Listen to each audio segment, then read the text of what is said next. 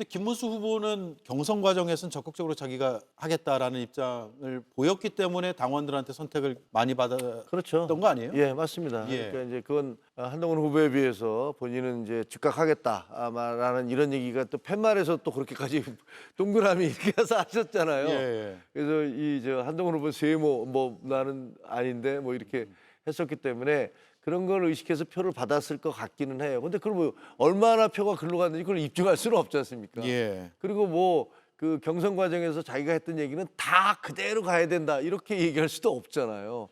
그러니까 일단 본인이 후보가 되고 난 다음에는 어쨌든 본인의 선택에 의해서 할 수 있는 권한이 주어진 거니까 저런 논란, 그러니까 당에서는 또 이거 아닌데 빨리 단일화해야 되는데 이렇게 되니까 자칫하면은 정말 사흘천하되게 생겼어요. 예. 5월 3일 날 후보가 됐는데 어떻게 보면 만으로 이틀 전이잖아요.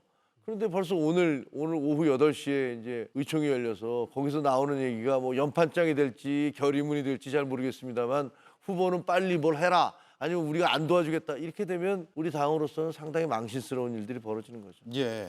그 아마 많은 패널들이 여기 오대영 나와서도 그렇고 다른 방송에서도 민주당 쪽 패널들이 단일화 쉽지 않을 거야 이런 얘기를 많이 했을 겁니다. 왜 네. 그러냐면 우리 민주당이 상대적으로 단일화의 경험과 노하우가 많이 있지 않습니까? 이게 쉽지가 않습니다. 특히나 그때 민주당 같은 경우는 민주당 후보로의 단일화가 유력한 거 있죠. 근데 예. 지금 경우에는 역으로 국민의힘 후보가 내놔야 되는 상황이란 말이에요. 그렇기 때문에 더 쉽지 않을 거라고 저희들이 걱정을 했던 겁니다.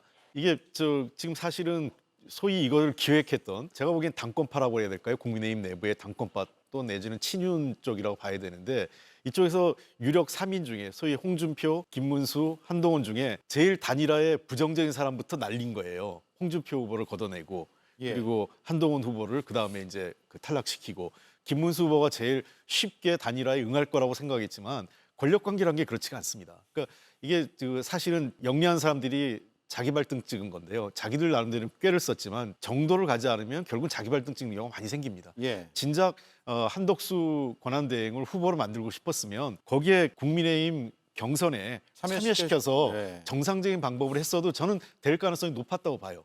한 확률상으로 보면 한 60% 이상은 한덕수 후보가 제일 유력했을 텐데 저렇게 해놓고 나니까 김문수 후보 입장에서는 시간을 끌면 끌수록 나한테 유리하고 뭘 해도 유리한 겁니다. 설사 최종적으로 내준다 하더라도 자기의 지분과 권한을 확실히 챙길 수 있는 협상을 할 수 있는 거죠. 그런 측면에서 제가 김문수 후보라도 서두르지 않고 안 해도 저 무소속으로 후보 등록하기 어려울 거예요. 쉽지 않아요. 한덕수 그거 후보가. 무소속으로 하면 본인이 다 대선 비용을 네, 그렇습니다. 내야 되는 건가요? 예, 그렇습니다. 일단 그 정치자금 모집은 할 수 있지만 예.